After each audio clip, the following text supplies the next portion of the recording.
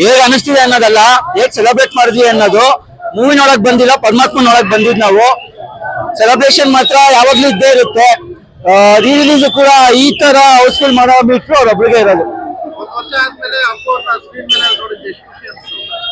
ಖುಷಿ ಅನ್ನೋದು ಮಾಮೂಲಿ ನಮ್ಗೆ. ಅವ್ರನ್ನ ಪೂಜೆ ಮಾಡೋದೆಲ್ಲ ಮಾಡೇ ಮಾಡ್ತೀವಿ, ನಾವು ಸೆಲೆಬ್ರೇಟ್ ಮಾಡೇ ಮಾಡ್ತೀವಿ. ಇದೇನಂದ್ರೆ ಎಲ್ಲಾ ದಿನ ನಡೆಯತರ ಇದೊಂದ್ ದಿವಸ ಬಂದು ಇನ್ನೊಂದ್ಸಲ ನೋಡ್ಕೊಂಡ್ ಅಷ್ಟೇ ಅವ್ರನ್ನ ಬಾಸ್ನ. ಬೆಂಗಳೂರಿಗೆ 1000 ಪಿಕ್ಚರ್ ರಿಲೀಸ್ ಆಗ್ತವೆ, ಬರ್ತವೆ, ಹೋಗ್ತವೆ. ಇಲ್ಲದು ಒಂದೇ ಅಪ್ಪು ಲೋಕಲ್ ಒನ್ ನೋಡ್ಲಿ, ತುಂಬಾ ಚೆನ್ನಾಗಿದೆ ಸಿನಿಮಾ.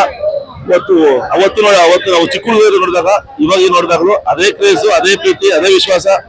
ಅಪ್ಪು ಸರ್ ಸೇರೋಣಿ, ಅವರೆಲ್ಲೂ ಹೋಗಿಲ್ಲ, ಇಲ್ಲೇ ಇದ್ದಾರೆ ಅನ್ನೋದು ನಮ್ಗೆ ಪ್ರತಿ ಸಿನಿಮಾಲ್ ಪ್ರೂವ್ ಆಗ್ತದೆ. ಅಪ್ಪು ಸರ್ ತುಂಬಾ ಅದ್ಭುತ ಕಾಣ್ತಾರೆ. ಜನಗಳು ಈ ಪ್ರೀತಿ ವಿಶ್ವಾಸ ಬೆಳಿಗ್ಗೆ 6 ಗಂಟೆಗೆ ಬಂದು ಲೇಡೀಸ್ ಬರೀ ಹುಡುಗರಲ್ಲ, ಫ್ಯಾಮಿಲಿಯವರೆಲ್ಲ ಬಂದು 6:30 ಶೋ ನಿಂತ್ಕೊಂತಾರೆ ರಿಲೀಸ್ ಸಿನಿಮಾಗೆ ಅಂದ್ರೆ ಅದು ಬರೀ ರಾಜವಂಶಕ್ಕೆ ಮಾತ್ರ ಇರೋ ತಾಕತ್ತದು. ಅಪ್ರೀತಿ ವಿಶ್ವಾಸ ಮಾತ್ರ, ಅವ್ರಿಗೆ ಮಾತ್ರ ಯಾರಿಗೂ ಸಾಧ್ಯ ಇಲ್ಲ.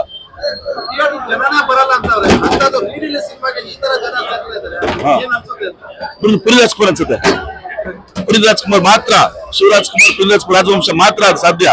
ಅದು ರಿಲೀಸ್ ಸಿನಿಮಾಕ್ಕೆ ಈ ತರ ವಾರಕ್ಕೆ 20 ಸಿನಿಮಾ ರಿಲೀಸ್ ಆದ್ರೂ ಕೂಡ ಎಲ್ಲಾದ್ರೂ ನೀಟಾಗಿ ಕಸ ಗುಡಿಸ್ಬಿಟ್ಟು ನೀಟಾಗಿ ಫ್ರೆಶ್ ಆಗಿ 6:30 ಶೋಗೆ ಫ್ಯಾಮಿಲಿ ಯಾವ ಏಜ್ ಆಗಿರೋ ಮುದ್ಕಾಗಿ ಚಿಕ್ಕ ಮಗು ಇರ್ಬೋದು 6:30 ಶೋ ಫ್ಯಾನ್ ಶೋಕ್ ಬಂದು 10 ಶೋ ಫುಲ್ಲು, 1 ಶೋ ಫುಲ್ಲು. ಆಯ್ತಾ ಮೀಟರ್ ಯಾರಿಗಾದ್ರು ಹೇಳಿ ಸರ್, ನೀವ್ ಹೇಳಿ ಸರ್, ಯಾರಿಗಾದ್ರು ಇದೆಯಾ? ಆಯ್ತು ಹೇಳಿ ಸರ್. ಈಗ ಮಾರ್ನಿಂಗ್ ಶೋ ಮಾತ್ರ ಫುಲ್ ಆಗ ನೋಡಿದೀವಿ ಸರ್, ಆಯ್ತು. 4 ಶೋ ಫುಲ್ ಮೀಟರ್ ಆಯ್ತು ಸರ್, ತೋರಿಸಿ ಸರ್, ಆಯ್ತು. ಖುಷಿ ಬರೋಣ ಕನ್ನಡ ಸಿನಿಮಾ ಅಂತ. ಬರೀ ರಾಜವಂಶ, ಬರೀ ಅಪ್ಪು ಬಾಸ್, ಬರೀ ಆಕ್ಟ್ರಿಕ್ ಶಿವಣ್ಣ ಮಾತ್ರನೇ, ಈ ಯಾರ ಕೇಳಿ ಸಾಧ್ಯ ಇಲ್ಲ. ಆದ್ರೆ ಖುಷಿ ಪಡ್ತೀವಿ, ಟ್ರೈ ಮಾಡಕ್ ಹೇಳಿ ನೋಡೋಣ.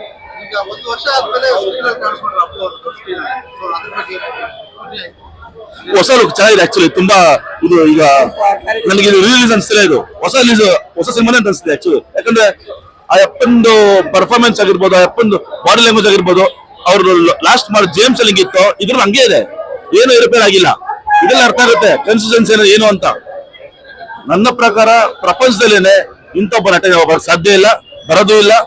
ನಮ್ಗೆ ಈ ಸೂರ್ಯ ಚಂದ್ರ ಇರೋವರೆಗೂ ಈ ಅಪ್ಪನ ಹೆಸರು ಶಾಶ್ವತವಾಗಿರ್ಬೇಕು, ಇರುತ್ತೆ.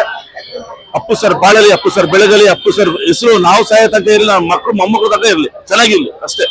ಅವರೆಲ್ಲೂ ಹೋಗಿಲ್ಲ, ಇಲ್ಲೇ ಇದ್ದಾರೆ, ಶೂಟಿಂಗ್ ಹೋಗಿದ್ರೆ ಬರ್ತಾರೆ, ನಾಳೆ ಬರ್ತಾರೆ, ವಿಸಿಟ್ ಮಾಡ್ತಾರೆ. ಸರ್ 23 ವರ್ಷದ ಹಿಂದ್ಗಡೆ ಈ ಚಿತ್ರ ನಾವು ಪ್ರಮೋದ್ ಚಿತ್ರಮಂದಿರದಲ್ಲಿ ಹಾಗೂ ಸಂತೋಷ್ ಚಿತ್ರಮಂದಿರದಲ್ಲಿ ಎರಡರಲ್ಲೂ ನೋಡಿದ್ವಿ. ಅವತ್ತೇನ್ ಅಭಿಮಾನ ಇತ್ತು ಅದೇ ಅಭಿಮಾನ, ಅದಕ್ಕಿಂತ ಒಂದ್ ಕೈ ಜಾಸ್ತಿನೇ ಅಭಿಮಾನ ಇವತ್ತಿದೆ ಅಂತ ಅನ್ಕೋಬಹುದು. ಅದು ಅಪ್ಪು ಅವರು ಮಾತ್ರ ಸಾಧ್ಯ. ಏನಕ್ಕೆ ಅಂತಂದ್ರೆ ಯಾವುದೇ ಒಬ್ಬ ಹೀರೋ ಬರೀ ಅಭಿಮಾನಿಗಳ ದೃಷ್ಟಿಯಲ್ಲಿ ಮಾತ್ರ ಹೀರೋ ಆದ್ರೆ ಸಾಲದು, ಇಡೀ ಸಮಾಜದ ದೃಷ್ಟಿಯಿಂದ ಹೀರೋ ಆಗ್ಬೇಕು. ಅವರಲ್ಲಿರ್ತಕ್ಕಂಥ ಶ್ರೇಷ್ಠ ವ್ಯಕ್ತಿತ್ವದಿಂದ, ಆದರ್ಶ ಗುಣಗಳಿಂದ ಸಮಾಜಕ್ಕೆ ಅವ್ರ ಹತ್ರ ಆದಾಗ ಇಡೀ ಸಮಾಜನೇ ಅವ್ರ ಬದುಕನ್ನು ಸಂಭ್ರಮಿಸುತ್ತೆ. ಅದೇ ಇವತ್ತಿಲ್ಲಿ ಆಗ್ತಾ ಇರೋದು.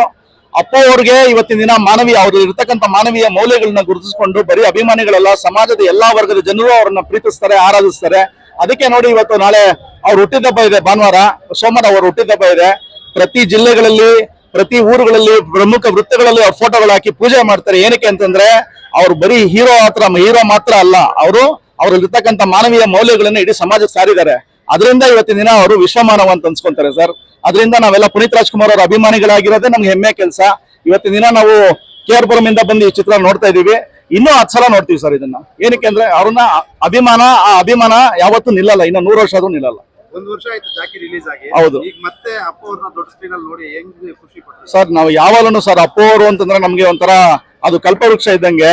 ಅದು ಯಾವುದು ನಮ್ಗೆ ಅವ್ರ ಮೇಲೆ ಅಭಿಮಾನ ಆಗ್ಲಿ, ಅವ್ರ ಮೇಲೆ ಪ್ರೀತಿ ಆಗ್ಲಿ, ಇನ್ನು ಸೂರ್ಯಚಂದ್ರ ಇರೋವರೆಗೂ ಅದು ಇದ್ದೇ ಇರುತ್ತೆ.